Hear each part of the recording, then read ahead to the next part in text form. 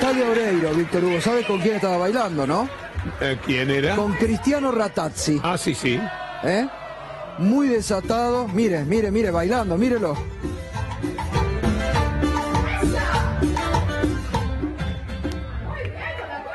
Ahí estaba. Ratazzi, que ayer vio lo que dijo, que había que tener una regla en la Argentina que no hay que romper, que el que hace huelga no hay que pagarle el sueldo. Personaje muy especial, el señor Ratazzi. Así es. Me convierto en su telespectador a partir de este momento, Gustavo, con Muchas el gusto gracias. de siempre. Gracias. Y nos reencontramos el lunes. Un abrazo. Buen fin de semana, Víctor Hugo, Señoras y señores, después de Víctor Hugo, aquí comienza Minuto 1 en la pantalla de C5N, La Realidad. Lo que otros no te muestran, aquí diariamente te mostramos. Y hoy un día realmente de números en rojo nuevamente para la economía de nuestro país, que vamos a estar analizando enseguidita, que te vamos a estar mostrando, porque crece el desempleo. Este es el dato. Se han perdido, enseguida vamos a ver, ¿no?, los datos, pero se han perdido en el primer semestre de este año 118.000 puestos de trabajo. Muchos para la República Argentina. Crecen las suspensiones, crecen los despidos. Recién lo comentaba Víctor Hugo, la CGT de Córdoba, que se ha cortado sola y ha convocado para un paro para el próximo 19 de octubre. Y también tenemos, bueno, en estos datos de La Realidad, contrasta con lo que se ha vivido en estos días con una algarabía de los empresarios. Declaraciones que ayer veíamos de Ratazzi, pero que hoy reiteró Miguel Bain, economista, declaraciones que enseguida vamos a ver, que realmente asombran y crean un clima de preocupación, sobre todo para la clase trabajadora, porque daría la impresión que están preparando el terreno para una flexibilización laboral que se acerca en la República Argentina. Eso podría ser un poco lo que surge de este coloquio de idea, que están preparando el terreno para una próxima flexibilización en la República Argentina. Pero vamos a ver ya los números del INDEC, los datos de La Realidad, los números del INDEC sobre la destrucción de puestos de trabajo. El empleo privado bajó 1% en el segundo trimestre. Se perdieron en el segundo trimestre 65.323 puestos de trabajo. 65.323 empleos menos en la Argentina.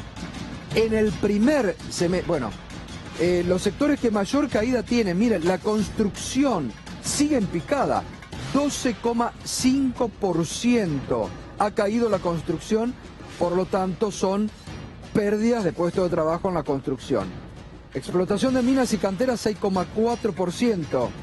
Agricultura, ganadería, caza y silvicultura, 4,5%. Ahora, llamativamente se pierden puestos de trabajo en el campo, que son los sectores más favorecidos por este gobierno, con la quita de retenciones. Y pese a eso, el campo sigue perdiendo puestos de trabajo.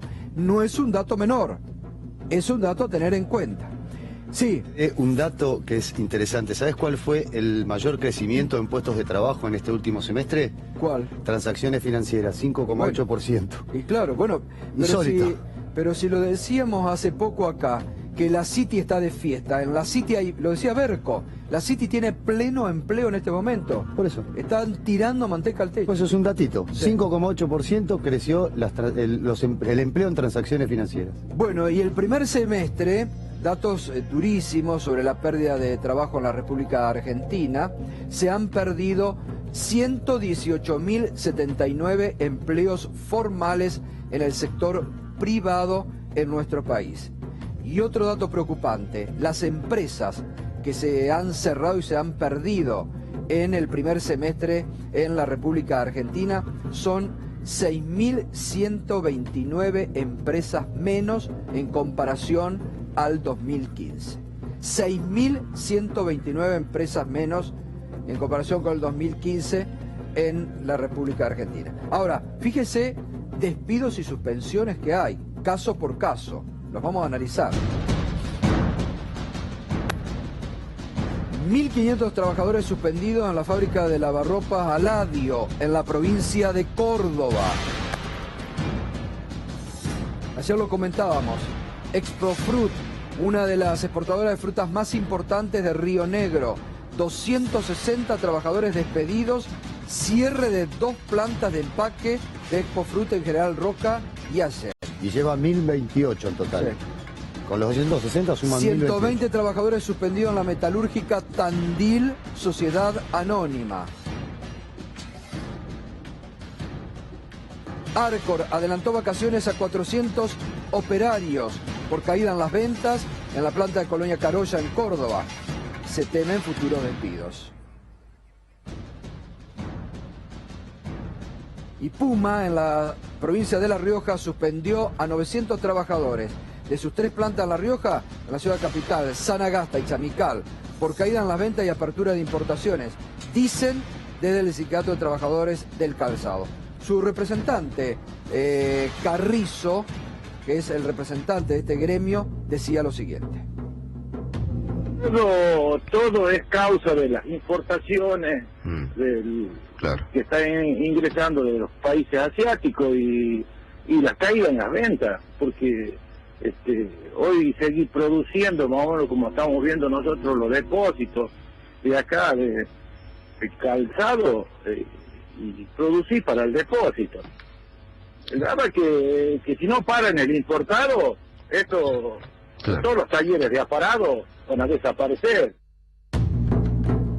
Bueno, esto es lo que anticipaba justamente el secretario de este gremio, ¿no? Sobre las 900 suspensiones en La Rioja, preocupados por las importaciones que ha dado el gobierno y plantas que, acaba de decirlo, tienden a desaparecer si no se revierte. Ahora, fíjese, un contexto de muchas suspensiones en el interior del país y de preocupación, porque la suspensión le trae mucha preocupación al laburante, al trabajador, porque como bien decía este dirigente sindical, está en cierne la posibilidad de que cierren la fábrica si no mejoran las situaciones económicas o si no el gobierno toma alguna medida respecto a las importaciones.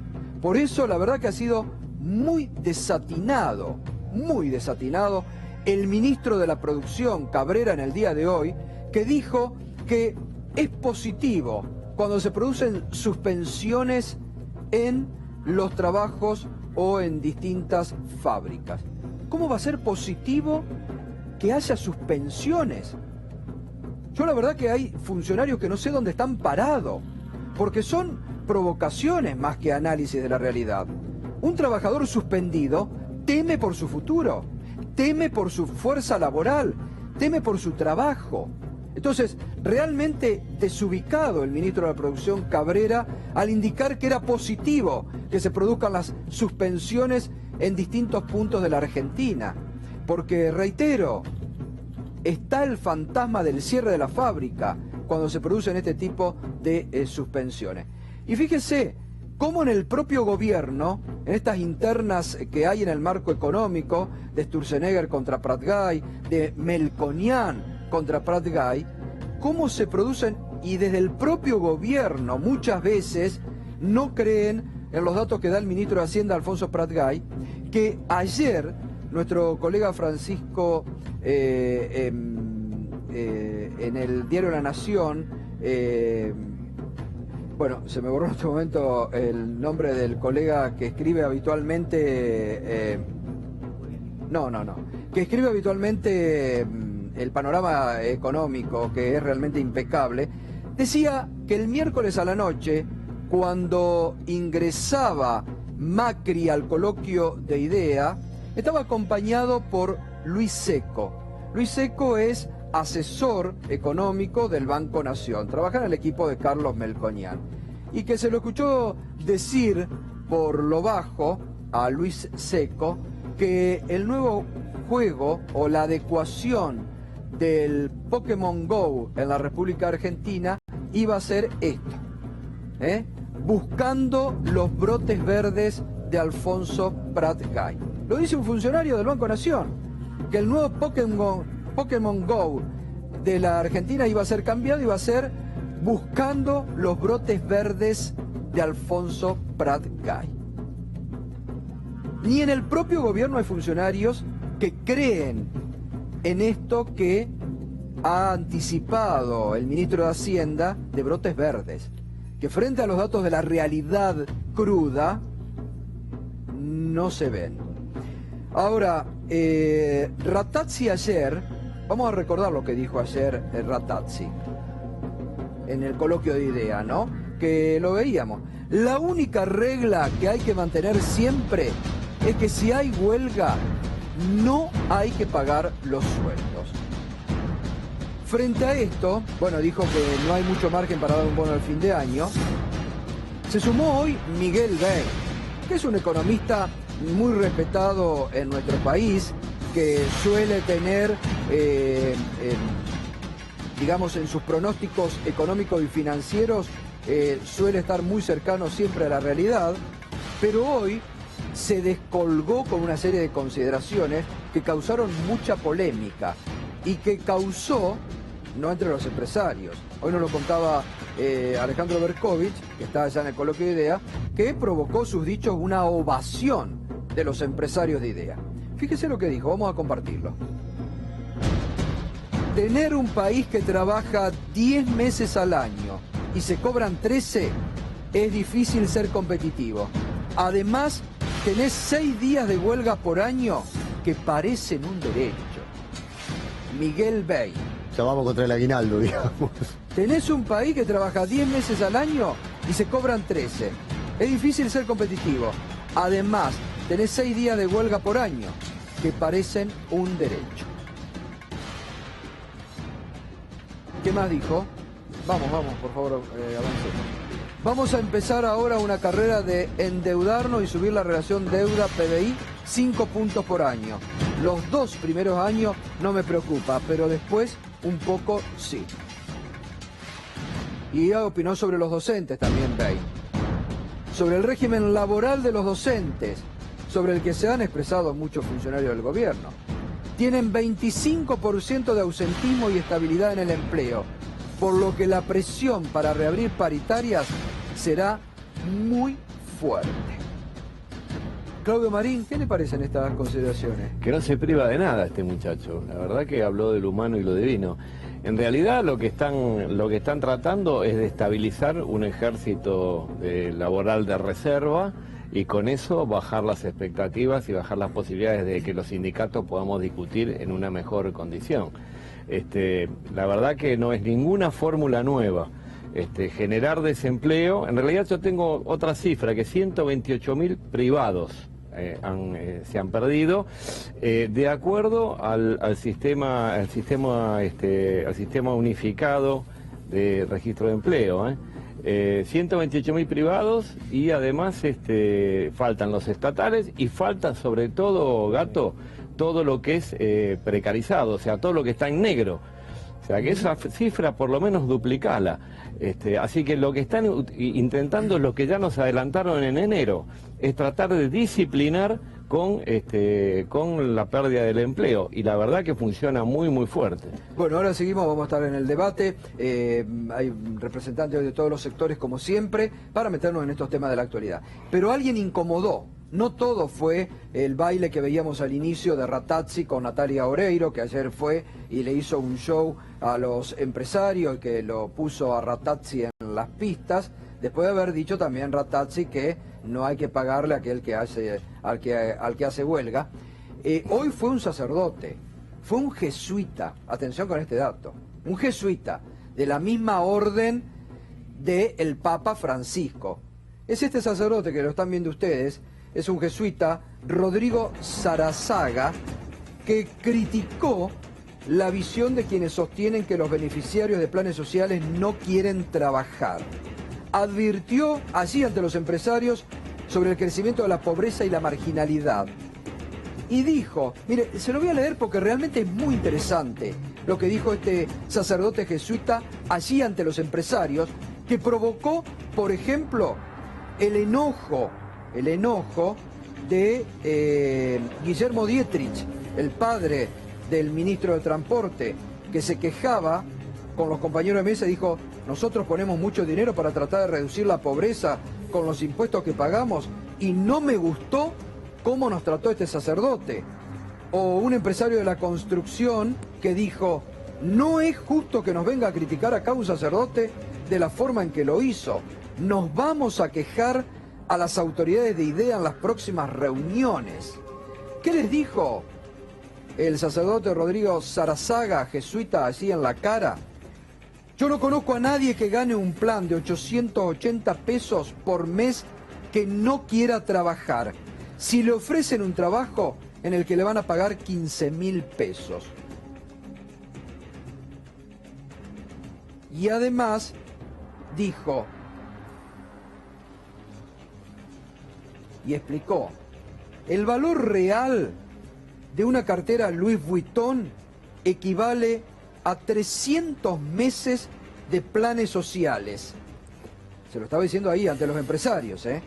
Fíjense, este jesuita allí, en el coloquio de IDEA, les dijo, el valor de una cartera Louis Vuitton equivale a 300 meses de planes sociales. Una corbata Hermes, para no hacer distinción de género, unos 200 meses de planes sociales. Además dijo, arrancamos con 80.000 beneficiarios del plan Trabajar en 1996. En el 2012 el plan Jefas y Jefas de Familia alcanzó 2,5 millones de beneficiarios, entre otros planes de ayuda. Y como los presupuestos son limitados, la política elige cubrir solo la urgencia. ¿Qué más dijo? Mire, es muy interesante, se lo dijo y provocó el enojo de los empresarios, reitero, en el coloquio de IDEA. Es fundador y director de la Escuela de Liderazgo Política CIAD. Hay que hacer, dijo, una enorme inversión en infraestructura que nos permita cambiar los condicionamientos estructurales que hace que la pobreza se reproduzca, para que no estemos de vuelta acá, dentro de 20 años, hablando de los pobres. Estamos esperando, les dijo allí, en el coloquio de IDEA, estamos esperando la lluvia de inversiones, pero si llega, va a haber un sector que va a seguir en el desierto. Por eso hay que invertir en planes de capacitación, porque si no, el tren de la reactivación va a arrancar, pero con medio tren desenganchado. Es el jesuita Rodrigo Sarazaga, la primera vez que creo que ocurre esto, donde en la cara a los empresarios, claro, que no les gusta escuchar estas cosas, pero le dijo también la cruda realidad. Gato, ¿te acordás la frase poco feliz de Ernesto Sanz cuando dijo que la asignación universal por hijos iba por la canaleta del juego y de la droga? Sí. Bueno, respecto a esto que estabas comentando ahora, hoy se produjeron declaraciones bastante poco felices del ministro de Educación, Esteban Bullrich. Vamos a verlas, así las compartimos con los televidentes. No se va a cambiar con planes sociales. A ese pibe le podés dar un plan social, pero esa plata la va a usar para comprar balas, dijo el ministro de Educación. Poco feliz. Él venía dando una entrevista para la agencia Telam, en donde venía desarrollando las diferentes problemáticas de la escuela, de los chicos que eran excluidos, que no podían ingresar o los que dejaban la escolaridad. Pero finalmente derrapó, se fue al pasto con esta declaración que va a dar que hablar de aquí a la semana que viene seguramente. Bueno, sí, la verdad que es muy llamativo lo de Esteban Bullrich y me sorprende, porque la verdad que es un ministro que siempre es muy ubicado y se distingue muchas veces de otros funcionarios del gobierno. Me sorprende realmente este tipo de declaraciones muy poco felices, ¿eh? Porque además hay que decir que la plata de los planes sociales van a los padres y muchas veces los planes posibilitan la educación, la vacunación, y se ha probado que en la Argentina, por ejemplo, se ha incorporado a la escuela primaria, a los jardines de infantes, mucha gente, muchos chicos, producto justamente de los planes sociales, sí, ¿no? Pero además es estigmatizar, Gato, porque sí, no, o sea, se estigmatiza, compras, se estigmatiza, en lugar de comprar comida, compras balas, es sí, absurdo. Sí, es muy lamentable. Bueno, Alejandro Berkovich, que está cubriendo el coloquio de IDEA, que ayer nos presentó notas muy interesantes, estuvo con la ministra de Desarrollo Social, Carolina Stanley. La posibilidad concreta de hoy estar abriendo y trabajando en un panel sobre pobreza e inclusión social en el marco de IDEA me parece que es importante y que tiene que ver con esto que empezó a hacer el presidente ya hace 2 semanas cuando reconoció el 32% de pobreza y dijo que esto quería que fuera era un tema central en nuestra agenda y que además él quería ser evaluado por esto. Que IDEA tome este tema, lo reconozca y hable de este tema es muy importante, porque como les decía recién, hay que entender cuál es la situación, qué es lo que pasa, mirar al otro a los ojos para poder entonces pensar y saber cómo vamos a salir adelante de esta situación. Hay una parte de la pobreza esta que detectó el INDEC que se puede haber generado en estos últimos meses, en estos últimos 10 meses. Mira, es muy difícil porque no existían números. Venimos de un gobierno que decía que estigmatizaba medir la pobreza y para mí no hay nada más estigmatizante que negar una realidad. Así que este es el punto de partida, como dijo el presidente, y de acá en más estamos trabajando para reducir este número. Bueno, allí estaba Alejandro Berkovich con la ministra de Desarrollo Social, Carolina Starling, que también estuvo. Está cerrando ahora la gobernadora de la provincia de Buenos Aires, María Eugenia Vidal. Antes de ir, que está el doctor Alejandro Olmos Gaona, que enseguida nos va a aportar nueva información sobre lo que ayer comentábamos, una nueva offshore ligada al presidente Mauricio Macri, los Panama Papers. Él ha aportado mucha documentación al fiscal Federico Delgado.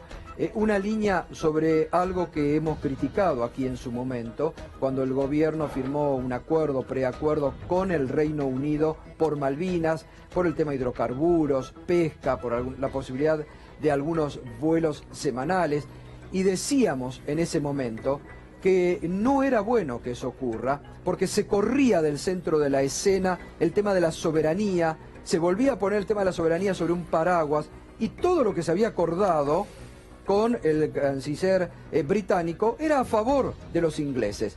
Y cuando los ingleses no vienen cumpliendo desde hace años con la resolución del Comité de Descolonización de la ONU, que los obliga a sentarse en la mesa de negociación con la Argentina por la soberanía de Malvinas.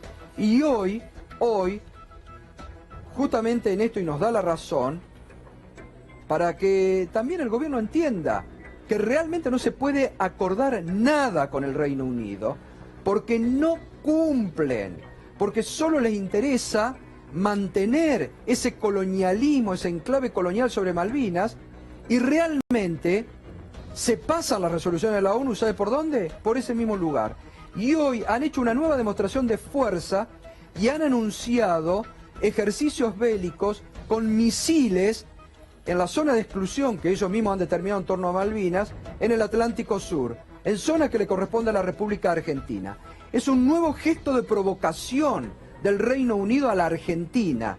Es un nuevo gesto de provocación. Por supuesto que hubo una queja de la Cancillería hoy, pero yo creo que es tarde, porque se les abrió el juego con este acuerdo que realmente no fue oportuno, que tal vez la canciller Malcorra lo quiso utilizar para su campaña personal, para llegar frustrada a la Secretaría de la ONU, donde, ¿sabe por qué no llegó? Por el veto de Gran Bretaña. Por el veto de Gran Bretaña, entre otras cosas, no llegó. Yo creo que la Argentina y el gobierno de Mauricio Macri tiene que sacar de esto rápidamente una experiencia. Gran Bretaña se tiene que sentar con la Argentina, como le indica el Comité de Descolonización de ONU, rápidamente a hablar de la soberanía. No se puede negociar nada. No se puede negociar nada porque no cumplen. Solo les interesa el petróleo, la pesca, lo que les interesa a los kelpers, obviamente. Y esto también hay que tener en cuenta para algunos sectores internos de la Argentina que meses atrás decían, no podemos obviar a los kelpers. Los kelpers son convidados de piedra, porque ni siquiera la ONU los reconoce, porque la ONU dice, se tienen que sentar a conversar Gran Bretaña con el gobierno de la República Argentina. No considera a los kelpers. Pero además hay una lógica de por qué no considera a los kelpers, porque es una población implantada. Claro, o sea, usurparon el territorio argentino. No son nativos, no son aborígenes del lugar, son implantados. Por supuesto. Así que yo creo que rápidamente es un traspié duro para el gobierno argentino, ¿eh? Es un traspié duro, que después de haber firmado un acuerdo, después que firmaron ese acuerdo les vetan la candidatura a Malcorra, y ahora encima anuncian en un acto de provocación a la República Argentina este tipo de acciones bélicas en el Atlántico Sur, con misiles además. porque además están demostrando poderío, gesto de provocación. La verdad es, para el gobierno de la Argentina, que intentó este acuerdo, es un duro traspié. Bueno, enseguida vamos a ir, hoy nos acompaña, como todos... Como todos los días. No, como todos los días no. Pero ya los productores le ponen así el perro boyano. Le ponen acá el perro boyano. Miguel Boyano, como corresponde. Claudio Marín de la CTA, Mariano Mazzaro de la agrupación Rodolfo Walsh, Frente para la Victoria, y Damián Arabia, que es el presidente del partido Unión por la Libertad, que es el mismo partido de Yamil Santoro, ¿no? Sí, correcto. Que es una habitual... Presidente de la Juventud. Sí. El presidente de la Juventud. Que es, bueno, anoche justamente estuvo Yamil aquí en el programa. Bueno, antes de ir a eso, el doctor Alejandro Olmos Gaona. Gracias, doctor, ¿cómo le va? Buenas noches, Bueno, usted viene, debo recordar que el doctor Alejandro Olmos Gaona, un poco no sé si lo heredó de su padre. Primero aclararle que no me doctore porque no soy doctor. ¿Ah, no? Ah, bueno, perdón. Ahorita tenemos... Sí. Una manía a veces de poner doctor a todo. Exacto. Hace bien en aclararlo, además. Perfecto. Pero hace mucho que viene investigando la deuda interna de los privados y ha encontrado realmente ahora en estas offshore una relación también, ¿no? En la documentación que usted ha presentado. El tema es que yo me vengo ocupando no solo de la deuda pública en general, pero fundamentalmente de la deuda privada porque generalmente no se tiene conciencia ni dimensión de lo que ha significado ese fraude escandaloso que fue la estatización de la deuda, que cuando se fue la dictadura en el año 1983 representaba casi la mitad de la deuda pública. Se inició una investigación en el Banco Central, en la primera etapa del gobierno de Alfonsín, y a través de lo que se iba averiguando, de los fraudes cometidos por las empresas del Grupo Macri, Pérez Compán, Bridas y todos los que están en el coloquio de ideas, por ejemplo, eso causó estupor en el gobierno y por supuesto hubo que abortar la investigación. ¿Quién la abortó? Las nuevas autoridades, Juan Vital Zurruble y José Luis Machinea, que era ministro de Economía y presidente del Banco Central en ese momento. Y una particularidad, que en todo lo que hicieron los auditores en ese momento, y esto tiene que ver con las offshore, en ese momento era jefe de deuda externa del Banco Central Carlos Melconian. Y todos los informes iban a él y él invariablemente los desestimaba, diciendo que eran conclusiones apresuradas, que los inspectores no respondían a lógica económica. Ahora bien, en esas investigaciones se encontró una serie de operaciones hechas por SOCMA y Sideco Americana. SOCMA, que era la empresa del Grupo Macri, y Sideco, que también es la empresa del Grupo Macri, sí. Con una serie de empresas, una de ellas del señor Cristiano Ratazzi, que en forma grosera constituye una empresa para hacer un negocio con los Macri con un capital mínimo de lo que hoy sería un capital de 12.000 pesos, y sugestivamente Macri le presta plata para que compre acciones de su propia empresa y al mes y medio recibe un préstamo del Banco del Gotardo de Suiza por 15.340.000 dólares. Yo le pregunto, una sociedad con un capital mínimo, sin antecedentes ninguno, ¿puede recibir un préstamo a un banco suizo por esa magnitud? No. Bueno, a partir de ahí los investigadores empiezan a detectar operaciones irregulares de Fiat Concord, de Fiat Diesel, de una offshore constituida en Panamá, Cadoxa, Sociedad Anónima. Y claro, en ese conjunto empresario se habían constituido otras empresas en la Argentina, una de ellas Grumafra, que terminó asociándose con otra SOCMA en Brasil y constituyeron otra llamada Owners Participations, que empezó a negociar con Flex Trading, la offshore conocida a través de los Panama Papers. Ahora bien, en esta investigación que le fui llevando al fiscal Delgado, que él está viendo la relación existente en todas estas operaciones, los fondos buitres y las offshore de Panamá, encuentro que había una operación realizada por Sideco Americana, sí, con una sociedad offshore llamada Omexil Sociedad Anónima. Esta sociedad Omexil Sociedad Anónima está integrada por dos personas vinculadas a los Macri, pero claro, una de las cosas, los que no conocen debidamente cómo funcionan las offshore, generalmente a veces no figuran los reales titulares, sino prestan nombres o testaferros. Bueno, esta sociedad nadie la conoció nunca más, no se sabe qué hizo, hasta que el 22 de mayo del año 2014, la Procuraduría de Investigaciones, la Procelac, emitió un informe a través de una denuncia efectuada por la Comisión Nacional de Valores sobre la documentación quemada en Iron Mountain, donde se quemaron cajas y cajas de ACBC y de una cantidad intencional. De empresas. Seguramente. Incendio intencional, no, está comprobado. Está comprobado. Fue intencional. Está comprobado. Bueno, y donde además murieron 10 bomberos, 8 bomberos y 2 de defensa civil. A través del pedido de la Comisión Nacional de Valores, Sideco Americana informó que habían entregado unas cajas codificadas con documentación de Omexil Sociedad Anónima. Entonces, como ayer hablaba con el fiscal Delgado, yo supongo que esta sociedad, que está registrada en Panamá en 1981, a perpetuidad, que está vinculada a la familia Macri a través de operaciones realizadas fraudulentas de la deuda privada en 1982, 83 y 84, ha seguido teniendo actividad. Pero además hemos detectado otras que van a ser puestas en conocimiento de la justicia para que investigue cuál es la relación societaria y qué intervención ha tenido eventualmente el presidente de la República, porque bueno... Pero esto lo compromete al presidente de la República, porque el presidente ya ha aclarado en sin números de oportunidades que el que hacía todas estas empresas era su padre, Franco Claro, Macri. era su padre, pero era el director de las empresas, es accionista de las empresas, y es absolutamente ingenuo suponer que no conozca los manejos que hace su familia de sus propios bienes personales porque él es accionista de las Pero para la empresas. justicia es prueba esto, porque más allá de la ingenuidad, más allá de lo que podamos decir nosotros en un set de televisión, o sea, a nivel judicial, esto es... A nivel judicial habrá que detectar, evidentemente, si hay algún tipo de responsabilidad.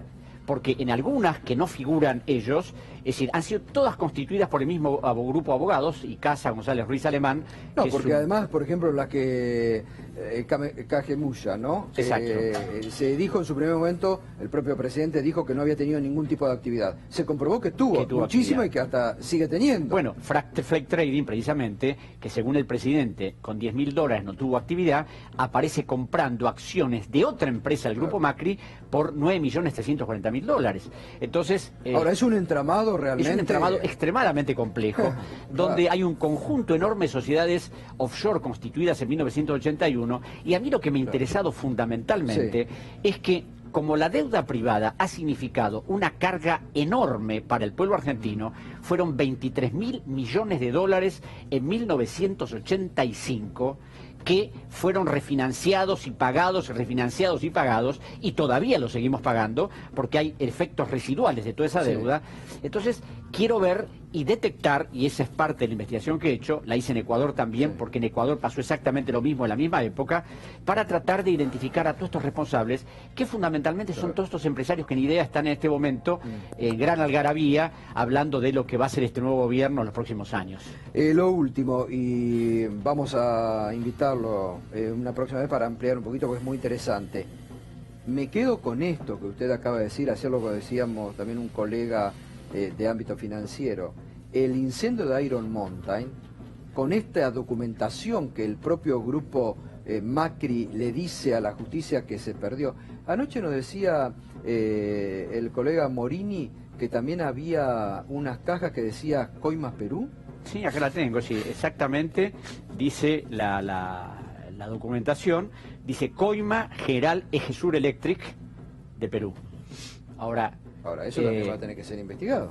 Lástima que se quemó. Lástima que se quemó. Y se quemaron papeles de una enorme cantidad de empresas. Entre otras miles de cajas. O sea, no es una cajita que se perdió, sino, pero bueno... Sí, repitamos que no fue el único lugar, que ya pasó en seis lugares del mundo, con la misma empresa, la misma Lo que pasa es que a través de situación. mi investigación de la deuda privada, yo cuando escucho a estos empresarios hablar de estas cosas, y tengo antecedentes de otras reuniones que han dicho exactamente lo mismo, es decir, lamentablemente la justicia nunca ha actuado en todas estas operaciones. No, obvio. Entonces, es como que se le tenía miedo. Es hora de que se pongan de manifiesto para que la gente conozca que todo eso son puros discursos, pero no tiene nada que ver con la realidad. Gracias, Gracias, la verdad que un gustazo. Igualmente. Y la verdad que vamos a seguir porque tiene mucha información. Muchas gracias. Gracias, muchas gracias. Está Pino Solano también con esta investigación, ¿no? Sí, porque nosotros con Pino, estas son dos presentaciones. La primera la hicimos con Pino hace un mes y medio. Bueno. Muchas gracias. Bien, vamos a seguir un tema que no nos olvidamos y el próximo lunes va a venir aquí el doctor Arce Ageo, que está con los familiares de las víctimas de Iron Mountain, porque también tiene nuevas revelaciones. Con lo que acaba de decir y lo que ha presentado Alejandro Olmos Gaona, se le van a sumar, y así que va a estar el lunes para seguir un tema que nosotros no nos hemos olvidado. Bueno, Miguel Boyano, mucha algarabía de los empresarios en el coloquio de IDEA. ¿Da esto con la realidad o están en una burbuja? Creo que es, a mí, mi impresión principal es que es principalmente obsecuencia.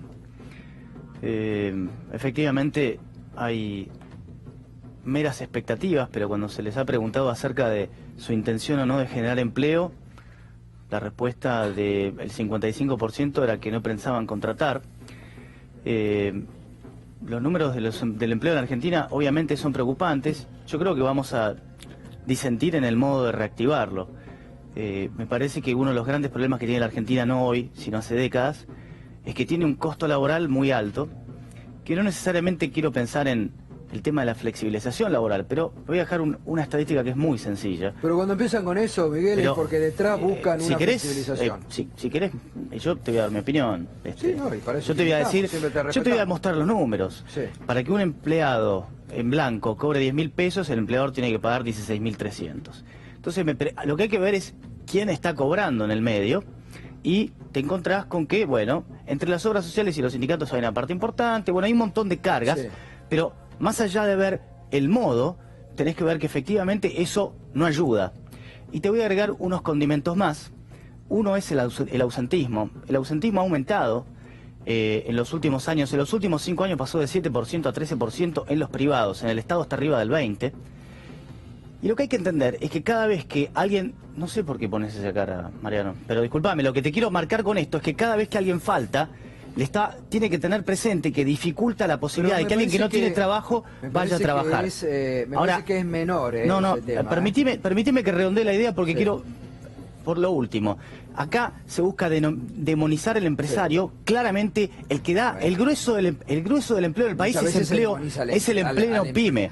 Está claro que con ejemplos como los que dio recién el abogado, sobran los motivos para pensar que las empresas han hecho abusos y ultrajes totales a la sociedad argentina. Pero el grueso del empleo argentino, que es el 80%, pyme, que tiene empleados, 4 o 5 empleados, hoy no contrata porque le es carísimo contratar y porque la contingencia laboral es enorme. No contrata porque la actividad, pero no contrata porque la actividad económica se está derrumbando. Entonces no va a producir porque no hay una demanda de eso, básicamente. No, pero vos estás al revés. Primero tiene que tener sentido eso. No, discúlpame. Es la demanda la que guía la oferta, no es a la inversa. No es a la inversa, y lo demostró. Esa frase simplista no la voy a... Esa frase simplista no la voy a debatir acerca de economía. Se demostró con la creación de casi 12 millones de puestos de laburo en los últimos 10 años. Eso es un hecho concreto. Vos podés estar de acuerdo o no, pero es un hecho fáctico.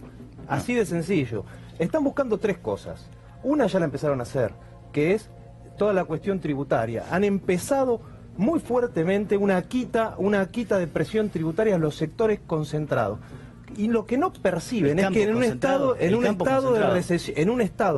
de recesión e inflación, lo que dejan de cobrarle de impuestos a estos sectores concentrados no vuelve a la demanda. ¿Sabes a dónde va? Se fuga primero al dólar y después se fuga al país. Qué básico es tu razonamiento equivocado. Tu razonamiento es tan básico como equivocado. Pensá esto, cuanto mayor es tu ingreso, menos consumís. Por consiguiente estás retrayendo la demanda del argumentario. Pero eso es algo básico, es el ABC. No, porque vos sos economista. Déjalo argumentar por qué se equivoca. Si me permitís, él empieza diciendo que le están devolviendo a un sector concentrado. Primero, no hay sector más desconcentrado que el campo en la Argentina. Segundo, eso no es cierto. Pero por favor, vos, ¿cuál es el pool de siembra que más siembra en la Argentina? El que más tenía era el 1% de toda la siembra. Así que si hay un sector que no está concentrado en la Argentina es el campo. Si no, yo no entiendo que estamos... La verdad que no entiendo que estamos discutiendo. Que se le está, lo único que está haciendo es le están sacando lo que le han dado. Cuanto más flexibilidad y más abaratamiento de la mano de obra tuviste,